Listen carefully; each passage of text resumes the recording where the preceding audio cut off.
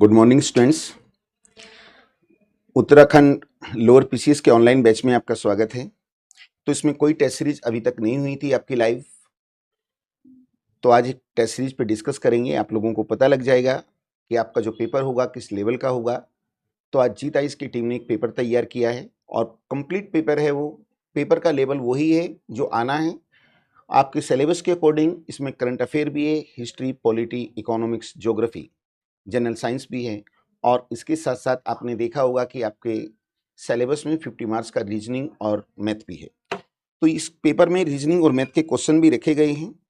तो काफ़ी लोग मेरे साथ जुड़ चुके हैं यहाँ पर लाइव। आप पेपर डिस्कस करेंगे और माइनस मार्किंग होती है, आपको पता भी है।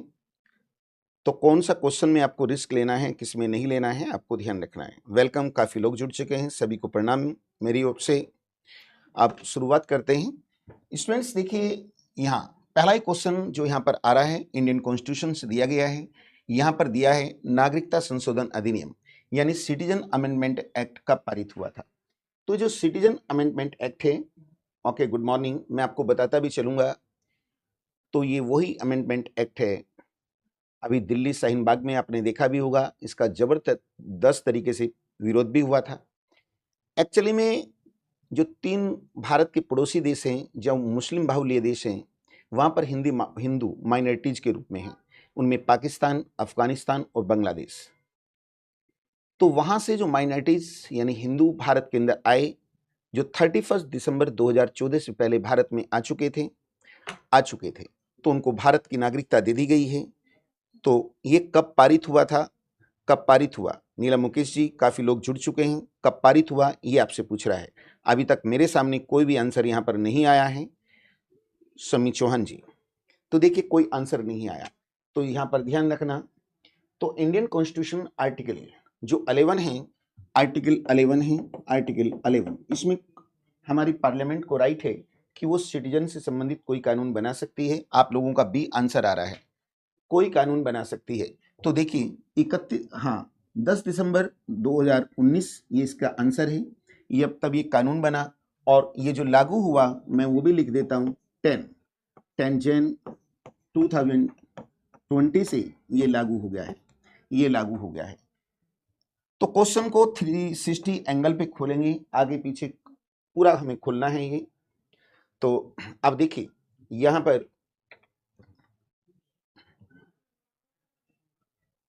क्वेश्चन नंबर 2, भारतीय संविधान के अनुच्छेद 25 में प्रयुक्त हिंदू शब्द किस एक को सम्मिलित नहीं है। यानी इस बार उत्तराखंड पीसीएस में भी ये क्वेश्चन पूछा गया है।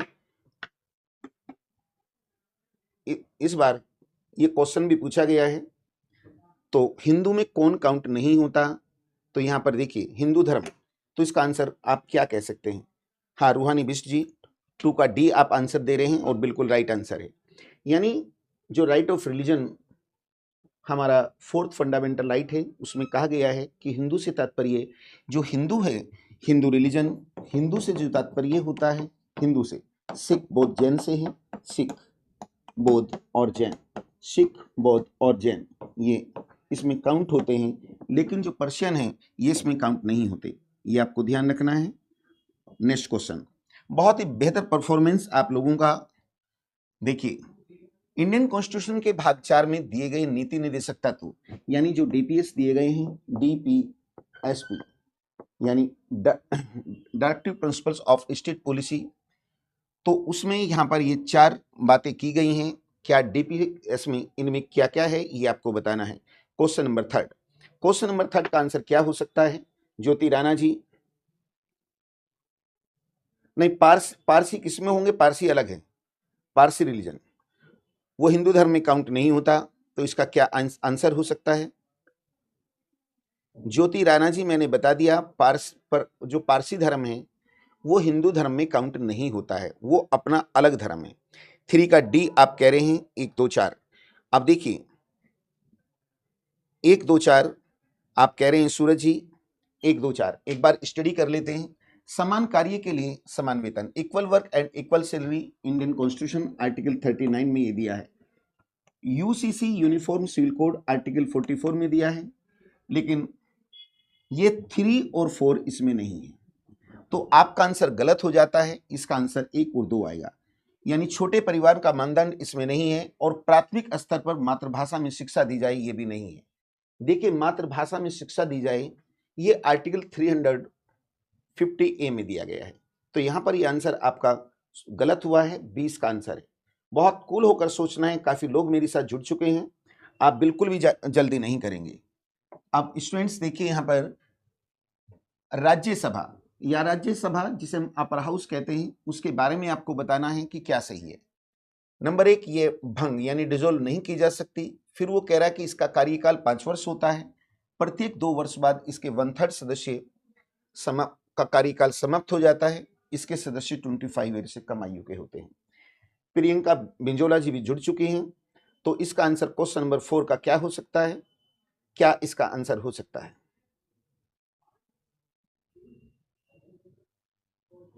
क्या इसका आंसर आएगा क्वेश्चन नंबर 4? अब आप लोग साइलेंट हो गए हैं। बहुत ही अच्छा क्वेश्चन है, बिल्कुल बच्चों का क्वेश्चन है, बच्चों का क्वेश्चन। तो 4 का आप सी कह रहे हैं। अब शीला जी का 4 का सी आया है, शीला राणा का कुछ का बी आ रहा है, अभी देख लेते हैं। ये कभी डिसॉल्व नहीं हो सकती, ये बिल्कुल राइट आंसर है, चूंकि एक परमानेंट बॉडी होती है।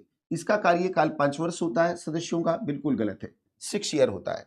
इसके 2 वर्ष बाद 1/3 सदस्य रिटायर हो जाते हैं, ये भी बिल्कुल ठीक है। इसके सदस्य 25 वर्ष से कम आयु के 9। देखिए, 25 वर्ष एज लोकसभा में दिया गया है, इसका जो होता है 30 ईयर होता है, 30, ठीक है, 30।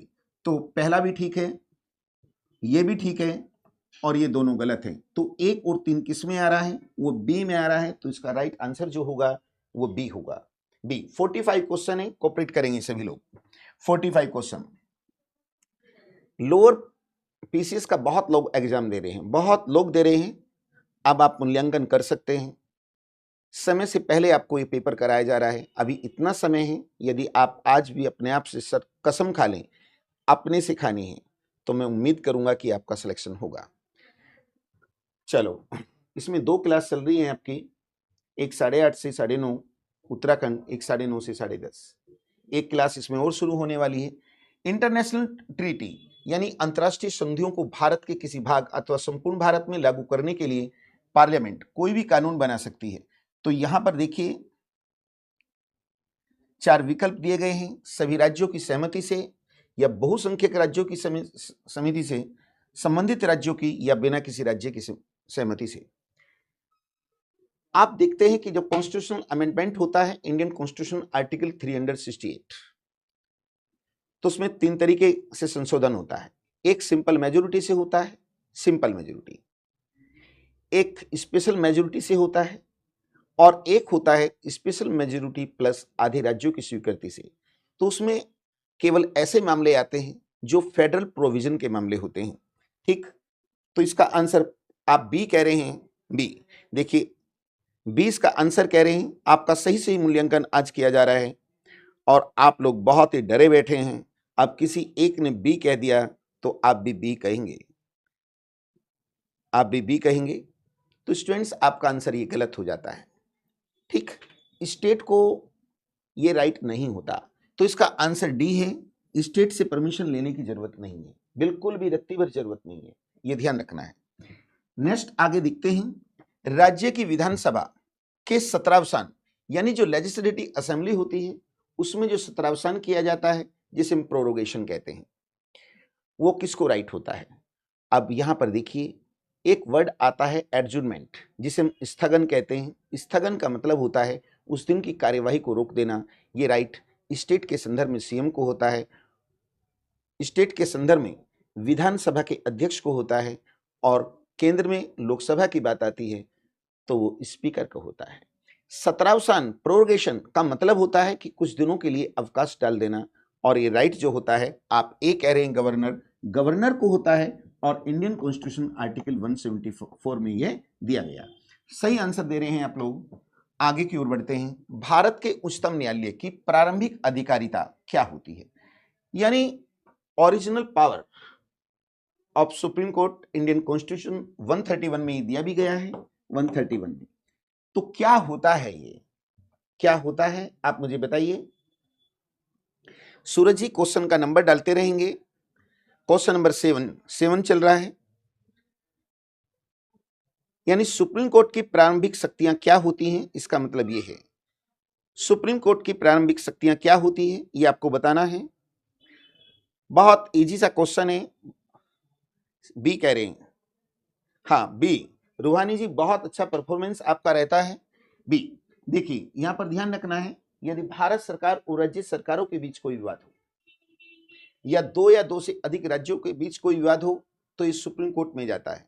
लेकिन आर्टिकल 262 कहता है यदि नदी जल दून घाटी से संबंधित कोई विवाद है तो वो पार्लियामेंट में जाता है।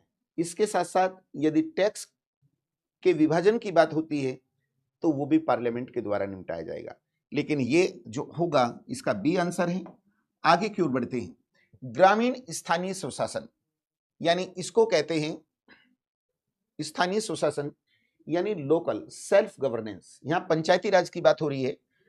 किस भारतीय नेता के सुझाव का परिणाम था, यानी भारत के अंदर पंचायती राज होनी चाहिए, ये कॉन्सेप्ट किसने दिया था।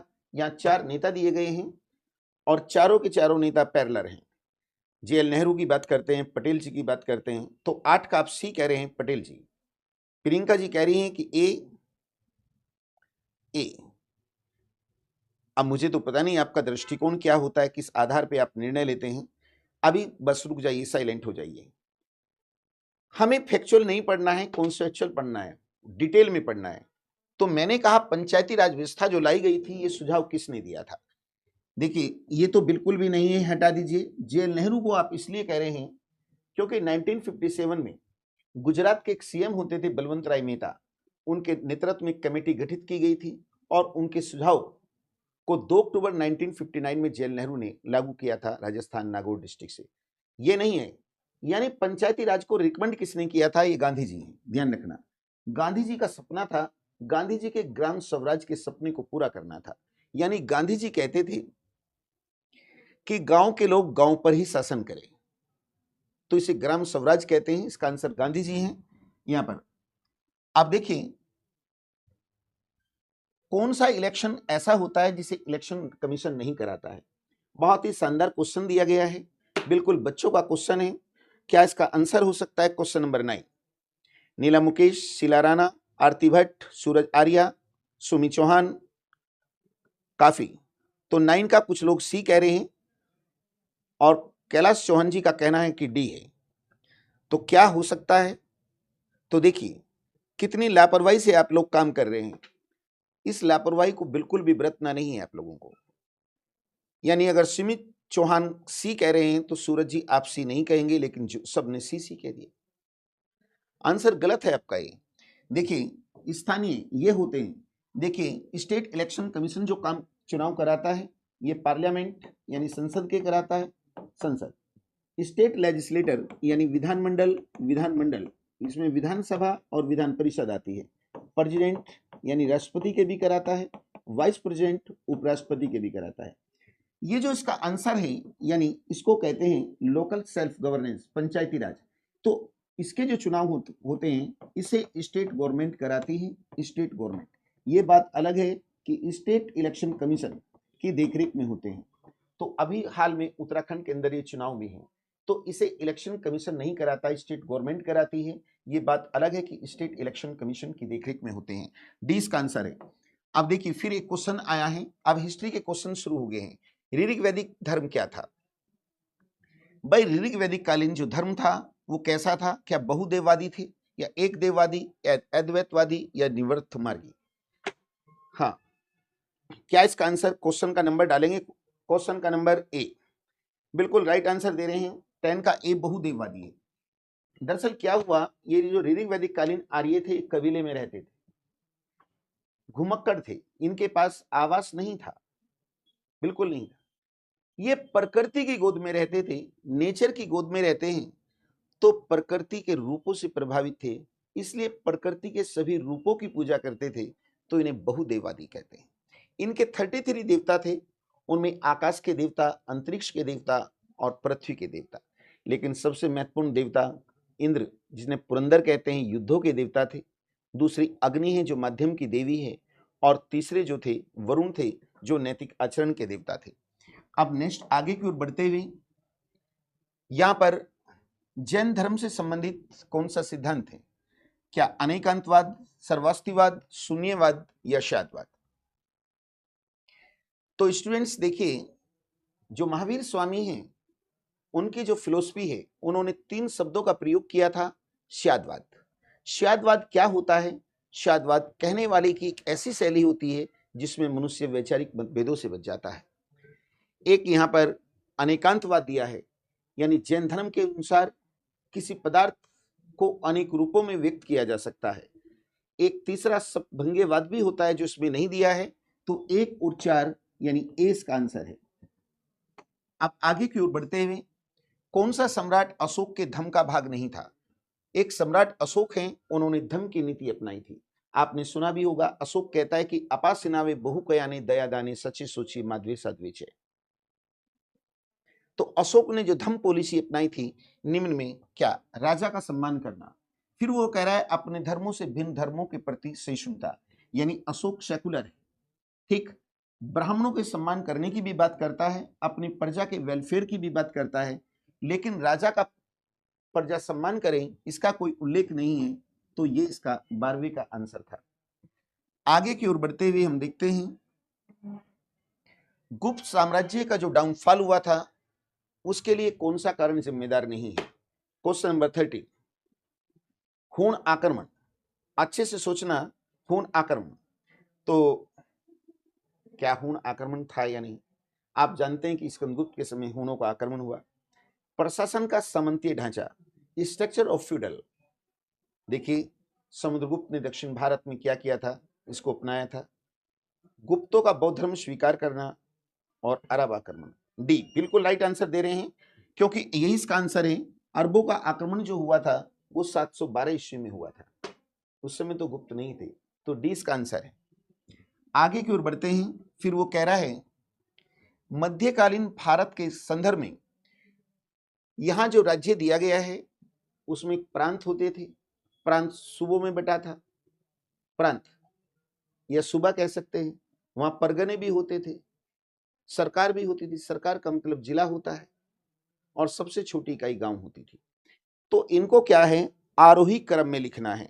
आरोही क्रम यानी इंक्रीज ऑर्डर में लिखना है। इंक्रीज ऑर्डर का मतलब होता है हमें बढ़ते हुए क्रम में लिखना है, और अभी तक 14वें का आंसर डी आया है, और ये आंसर गलत है आपका रुहानी जी। शासन यहां पर जो 3 दिए हैं, देखिए सबसे छोटे गांव होता है, गांव के ऊपर परगना होता है, परगने के बाद जिला होता है जिसे सरकार कहते हैं, फिर सूबा होता है, सूबे को प्रांत कहते हैं। तो 14वें का आंसर ए है, ये ध्यान रखना है आपको। आगे की ओर बढ़ते हुए, मुगल प्रशासन के मध्यमास, एक वर्ड दिया होता है, इंग्लिश में भी इसे मध्यमास कहते हैं, तो इसका मतलब क्या होता है? चलो बताओ, क्वेश्चन नंबर 15 का आंसर क्या हो सकता है? हिस्ट्री में भी आप लोग लैग कर रहे हैं। क्वेश्चन नंबर 15, आप देखिए, साइलेंट होने की जरूरत नहीं है, अपने आप से निर्णय लीजिए। देखिए, यहां कई प्रकार की भूमि होती थी। एक आपने सुना होगा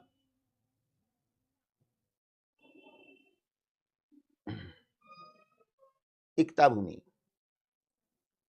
एक होती है खालसा भूमि, एक होती है मध्यमाश भूमि, और एक अधीनस्थ हिंदू राजाओं की भूमि।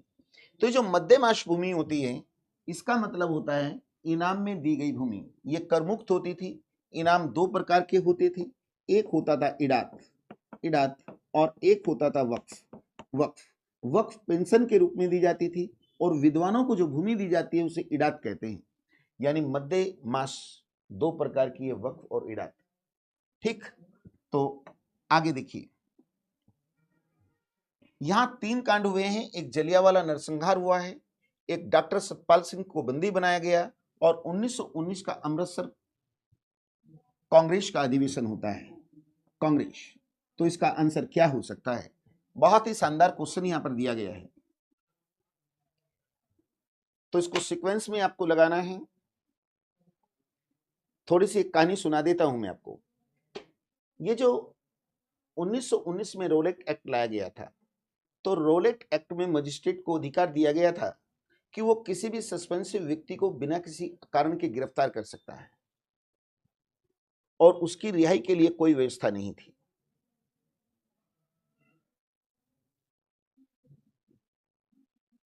तो 9 अप्रैल को पंजाब के दो नेता डॉक्टर सतपाल सिंह और सैफुद्दीन किचलू को गिरफ्तार किया गया, जिनकी गिरफ्तारी के विरोध में भारतीयों ने एक शांतिपूर्ण जुलूस निकाला। ब्रिटिश सरकार ने उस पर गोली चलाई थी। तो हम लोगों ने क्या काम किया, 13 अप्रैल को अमृतसर के जलियांवाला बाग में एकत्र हुए और हमारा उद्देश्य ये था कि सतपाल सिंह और सैफुद्दीन किचलू की रिहाई होनी चाहिए और रॉलेट एक्ट वापस होना चाहिए। तो आप ए कह रहे हैं, ए आप आंसर कह रहे हैं, 16 का ए। तो देखिए, सबसे पहले इनको गिरफ्तार किया गया, 1 2, फिर आता है ये 13 अप्रैल को हुआ है, ठीक। और अमृतसर ये दिसंबर में हुआ है, दिसंबर 1919 में एमएल नेहरू, मोतीलाल नेहरू इसके अध्यक्ष थे। तो इसका आंसर आ रहा है 2 1 3, जो आपका ठीक आ रहा है। आगे की ओर देखिए, सांप्रदायिक है, सांप्रदायिक यानी कम्युनल अवार्ड। तो जो कम्युनल अवार्ड दिए थे, ये आप जानते भी हैं कि कम्युनल अवार्ड जो दिया गया था, यानी सांप्रदायिकता के आधार पर दलितों को पृथक निर्वाचन क्षेत्र दिए गए थे। और ये कब दिए गए थे? 16 अगस्त 1932 को। तो गांधी जी इस समय जेल में थे। तो बताइए, ब्रिटेन के कौन से पीएम थे जो भारत आए थे? रैमजे मैकडोनाल्ड आपका आंसर आ रहा है और बिल्कुल सही है, बिल्कुल। अब देखिए, फिर एक क्वेश्चन आ रहा है यहां पर, भारत में गुड गवर्नेंस डे यानी सुशासन दिवस, अब यहां से करंट अफेयर आपका शुरू हो गया है। करंट अफेयर शुरू हो गया है। क्वेश्चन नंबर 18, कब मनाते हैं? रूहानी बिस्ट ए कह रही हैं। चलो, ये कल का ही दिन था, कल इस पेपर को मैंने तैयार किया था। तो अटल बिहारी वाजपेयी जो हैं, उनके सम्मान में क्या होता है, ये दिवस मनाया जाता है। तो 25 दिसंबर इसका आंसर है। आगे की ओर बढ़ते हैं। आप जानते हैं कि अभी 2-3 दिन पहले गांधी जी मोदी जी कुवैत में थे। तो कुवैत की गवर्नमेंट ने गांधी जी को एक सम्मान से नवाजा है। उस सम्मान का नाम क्या है? क्वेश्चन नंबर 19 का क्या हो सकता है? 19 का आंसर क्या हो सकता है? करंट अफेयर में आप लोग लैग करते हैं, ठीक। तो 19 का आंसर है the order of Mubarak al Kabeer, A answer है। क्वेश्चन नंबर 20, भारत में किस ऑपरेशन के द्वारा गोवा को जीता था? तो बच्चों, भारत 47 में आजाद हुआ, लेकिन 1954 में फ्रांसीसियों के पास चंद्रनगर, माहे और पांडिचेरी 3 प्रांत थे, ये उनसे लिए गए। गोवा, दमन एवं दीव ये पुर्तगालियों से लिए गए थे, पुर्तगालियों से। बी आपका आंसर आ रहा है। तो भारत सरकार ने ऑपरेशन विजय चलाया था और इसके द्वारा गोवा पर भारत सरकार का अधिकार हुआ। आप जानते हैं कि 12वां संविधान संशोधन 1962 में हुआ, उसके द्वारा गोवा, दमन एवं दीव को भारत का अंग मान लिया गया था। फिर आगे की ओर बढ़ते हुए, हाँ, सैयद मुश्ताक अली ट्रॉफी 2024 किस टीम ने जीती है? किस टीम ने जीती है ये आपको बताना है। मुंबई, महाराष्ट्र, इंदौर एमपी, कानपुर यूपी, धर्मशाला हिमाचल प्रदेश। तो रूहानी बिस्ट ए बिल्कुल ठीक आ रहा है। आप देखिए, एनएचएआई द्वारा लॉन्च नए रूट पेट्रोलिंग व्हीकल्स का नाम क्या है? बहुत ही शानदार क्वेश्चन है, स्पीड बना के रखिए। इसका आंसर क्या हो सकता है बच्चों? इसका नाम है राजमार्ग साथी। राजमार्ग साथी इसका आंसर है। आगे देखो, इंडियन लाइट टैंक आईएलटी की ऊंचाई मारक क्षमता क्या है? एक टैंक है जो नीचे से ऊपर की तरफ मार करता है, तो उसकी मारक क्षमता आपको बतानी है। मारक क्षमता 23 का आप सी कह रहे हैं, 22 का सी कह रहे थे। 23 का आंसर क्या हो सकता है? डी इसका आंसर है, यानी डी 4200 मीटर अब तक ये वार करता है आईएलटी। क्वेश्चन नंबर 24 पे आएंगे। 2024 में पुरुष एशिया कप अंडर 19 किस क्रिकेट टीम ने जीता है? 24 रूहानी जी इंडिया कह रही हैं 24 का, लेकिन मुझे तो डाउट लग रहा है।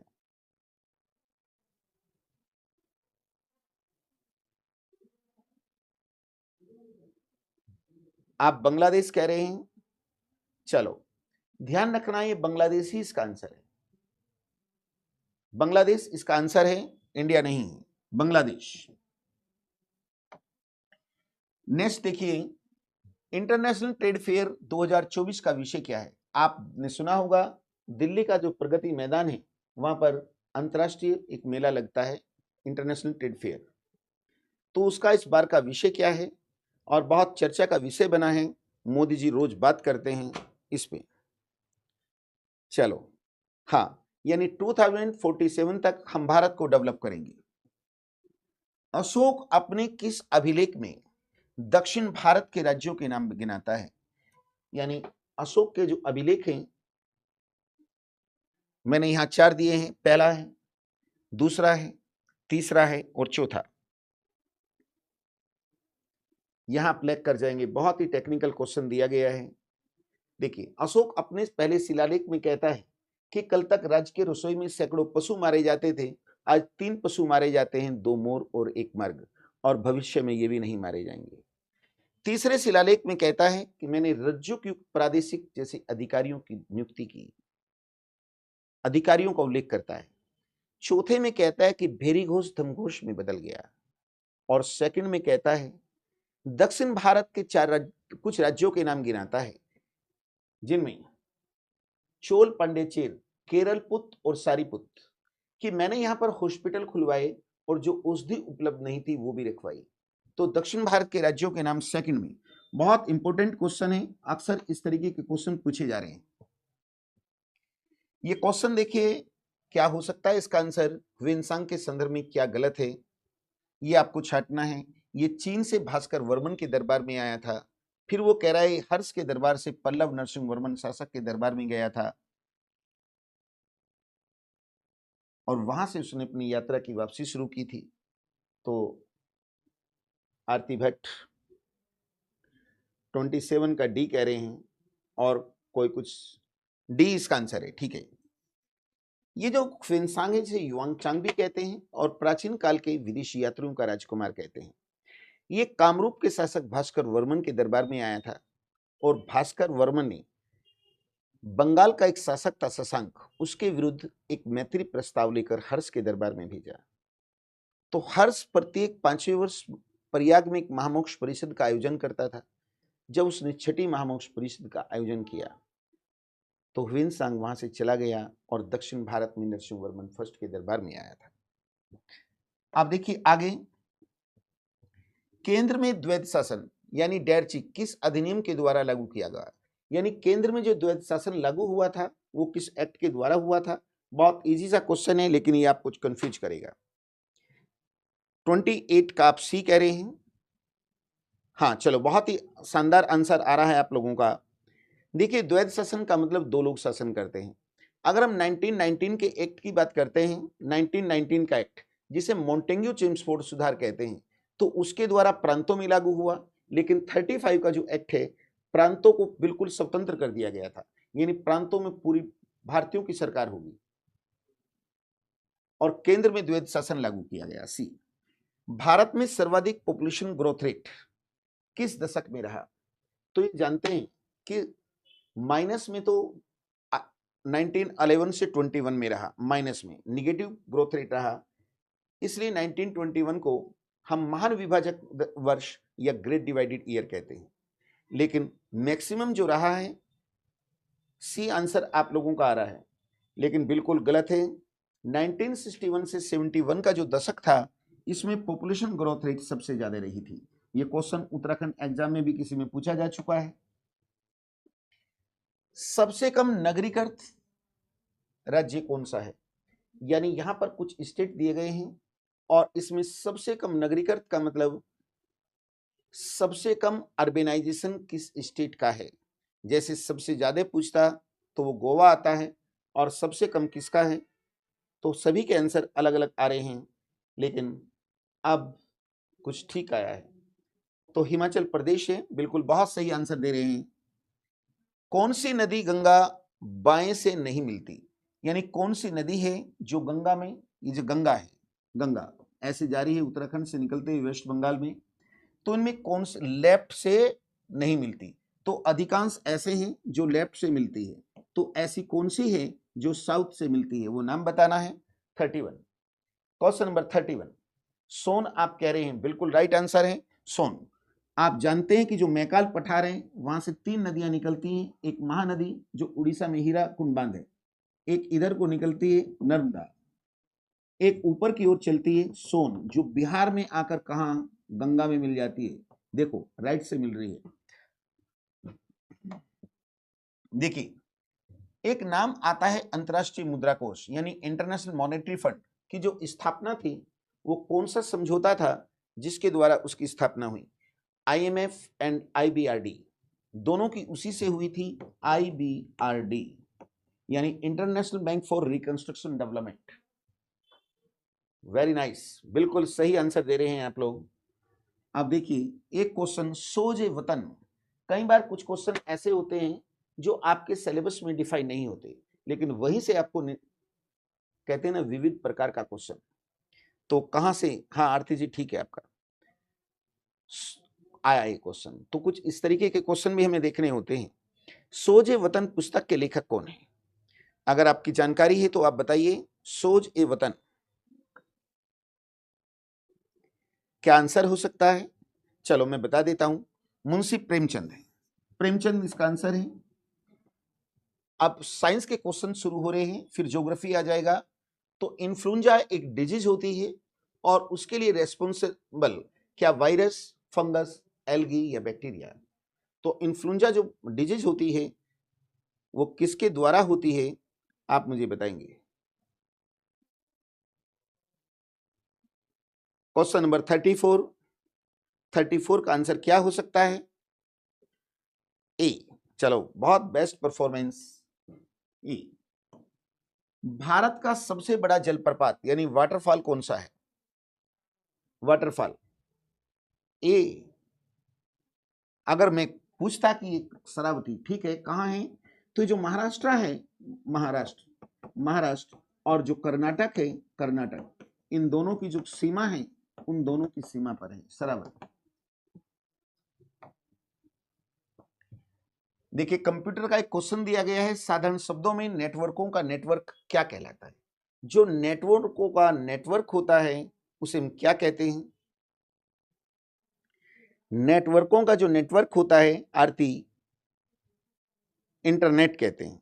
चलो ठीक कह रहे हैं आप लोग, मान लिया मैंने। अगला देखिए सर्वे ऑफ इंडिया, इसका हेडक्वार्टर कहां है, सर्वे ऑफ इंडिया भारतीय सर्वेक्षण विभाग का मुख्यालय स्थित है, कहां हो सकता है, देहरादून,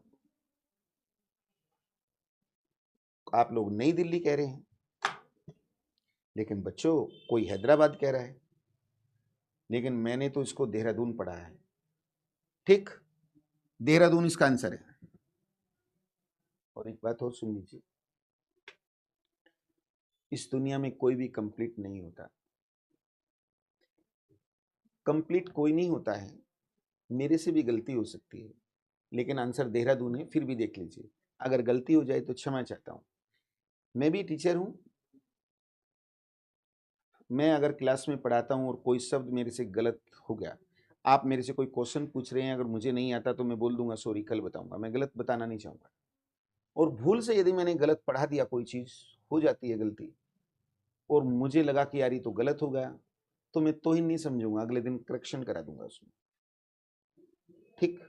चलो आगे देखते हैं, नरसिम्हा समिति का संबंध किससे है, नरसिम्हा समिति इकोनॉमिक्स का क्वेश्चन है, फिर उत्तराखंड के क्वेश्चन शुरू हो जाएंगे, फिर मैथ, 45 क्वेश्चन है, थोड़ा सा साथ और दीजिए। नरसिम्हा समिति का संबंध किससे है, 38 का आप सी डी कह रहे हैं, लेकिन ध्यान रखना नरसिम्हा समिति का संबंध जो है बैंकिंग रिफॉर्म से है, इसका आंसर है, क्वेश्चन बहुत बार पूछा गया है। आप उत्तराखंड का क्वेश्चन, कौन सा प्रोजेक्ट है जिसे विलेज ऑफ नेशन कहते हैं, village of nation, village of nation कहते हैं 39। राष्ट्र का गांव किसे कहते हैं? उत्तराखंड के हाइड्रो पावर प्रोजेक्ट यहां पर दिए गए हैं 39। टिहरी डैम प्रोजेक्ट, बिल्कुल राइट आंसर दे रहे हैं, टिहरी डैम प्रोजेक्ट इसका आंसर है। आगे की ओर बढ़िए। धारचूला पनबिजली परियोजना किस नदी पर बनाई गई है, ये आपको बताना है। Dharchula, question number 40, question number 40। चलो ठीक है, अब 41 बताएंगे। 40 देखिए, 41 में यहां पर कुछ हाइड्रो पावर प्रोजेक्ट दिए गए हैं और उनका जो स्थापना हुई वो वर्ष दिए हैं। तो इसका आंसर मैं बता देता हूं, ये जो विष्णु प्रयाग परियोजना है ये इसका आंसर है। ये 1980 में नहीं, 2012 में बने हैं और 2013 में शुरू हुई। तो विष्णु प्रयाग है, विष्णु प्रयाग इसका आंसर है 41 का डी।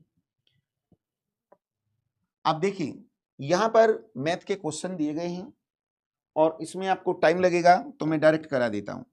वो क्वेश्चन में कह रहा है कि चीनी का भाव 25 रुपए केजी है, मेरे किचन में प्रत्येक माह 25 केजी चीनी खर्च होती है, लेकिन भाव में 25% की ग्रोथ हो गई है, इंक्रीज हो गया है। अब मैं कितना चीनी का प्रयोग करें कि उसी बजट में काम हो जाए? तो देखिए स्टूडेंट्स, चीनी का भाव 25 रुपीज है और 25 केजी खर्च होती है, यानी एक मंथ में हम मल्टीप्लाई करेंगे, इतने रुपए की चीनी खर्च करते हैं। लेकिन अब 25% उसका भाव बढ़ गया है ना, 25% रेट बढ़ गया है। तो 25 का 25% अपॉन 100 करूंगा मैं, इससे मैं इसको काटूंगा तो क्या आ गया 4, 4 से इसको काटता हूं तो 6.25। इतने रुपए चीनी का भाव बढ़ गया है। पहले कितना था 25, अब कितना बढ़ा, इतना, ये बढ़ गया। तो अब कितने की हो गई, 31 रुपए 25 पैसे की चीनी हुई। पहले 25 रुपए की आती थी, अब 31 रुपए 25 पैसे की आती है। उसी बजट में काम करना है। तो मैं क्या कर रहा हूं, इतने रुपए की चीनी का प्रयोग करते थे तो 625 को मैं इससे मल्टीप्लाई करूंगा तो आंसर आएगा 20। तो इसका आंसर, यानी अब हमें कितनी चीनी खानी चाहिए, अब हमें 20 केजी चीनी खानी चाहिए। एक बार देख लेना भाई, इसको डिवाइड करके देख लीजिए। चलो डिवाइड करके देख लेना कैलकुलेशन। वो कह रहा है 1 बॉयज इक्वल टू 2 गर्ल, यानी वो कह रहा है कि एक लड़का जो है बॉय, ये 2 गर्ल्स के बराबर काम करता है, गर्ल्स के बराबर काम करता है।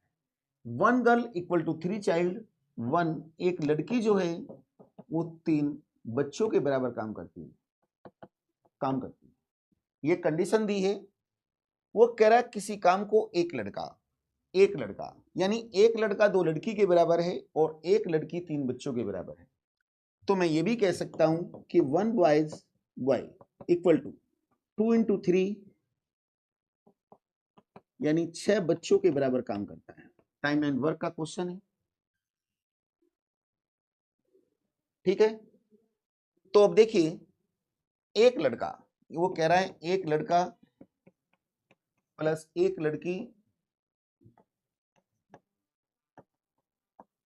किसी काम को 100 दिन में करते हैं, यानी छोटी यूनिट में चेंज करेंगे। एक लड़का 6 बच्चों के बराबर है और एक लड़की 3 बच्चों के बराबर है, यानी 9 बच्चे मैं कह सकता हूं किसी काम को 100 दिन में करते हैं। तो एक बच्चा कितने में करेगा, 100 into 9, यहां अपोन नहीं करते हैं, इंटू करेंगे। अब वो कह रहा है यदि 3 लड़के, भाई 3 लड़के हैं कि 5 लड़की और 8 बच्चे कितने दिन में करेंगे। तो एक लड़का 6 बच्चों के बराबर है, तो यहां 18 बच्चे प्लस एक लड़की 3 बच्चों के बराबर है, तो 5 15 प्लस 8, इनको जोड़ लेंगे, इनको जोड़ लीजिए, 41 होता है। 41, तो मैं लिखूंगा 41 कितने दिन में करेंगे, तो इक्वल टू आप 100 इंटू 9/40 इक्वल टू 900/40। 0 से 0 गया, यानी 90 को हम किससे भाग देंगे? 4 से। 4 दूनी 8, 4 दूनी 8, तो ये आ रहा है इसका आंसर।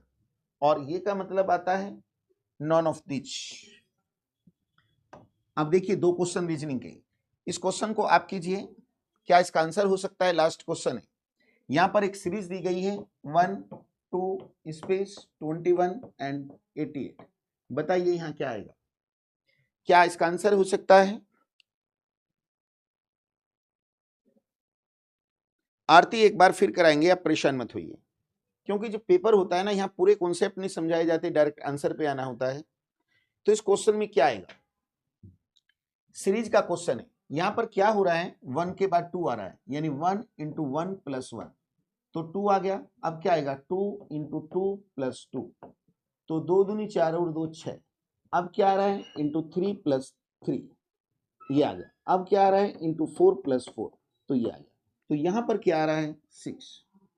अब यहां पर एक सीरीज आपको दी गई है 16 25 36 49 64 और 88।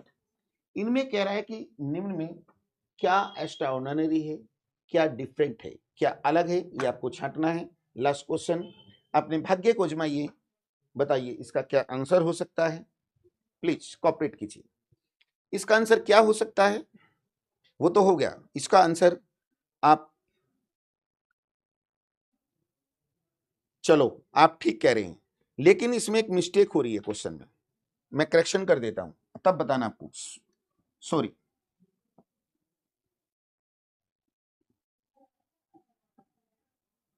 ये ठीक, यानी मैं करेक्शन करूंगा।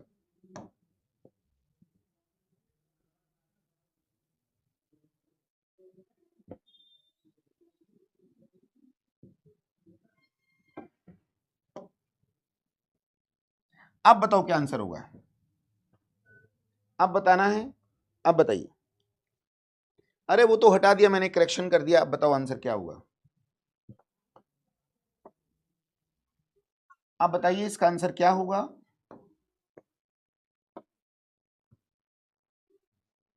सिक्सटी 64। दीपा फरसवान जी बिल्कुल राइट आंसर है। एक्चुअली में क्या है, ये 4 का स्क्वायर है, ये 5 का स्क्वायर, ये 6 का, 7 का, 8 का और 9 का। बट ये 64 एक ऐसा है जो 6 का, वो 8 का स्क्वायर है और 4 का क्यूब भी है, यानी 64 स्क्वायर और क्यूब दोनों है। तो पेपर यहाँ कंप्लीट होता है। काफी आप लोग मेरे साथ जुड़े।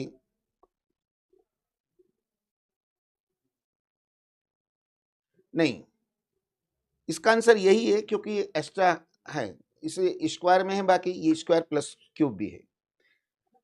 तो आज आप लोगों ने अपना मूल्यांकन कर लिया होगा, कितनी आपको जरूरत है, तो मेहनत से पढ़िए, उस सफलता लीजिए। मेरी ओर से आप लोगों को शुभकामनाएं। Thank you.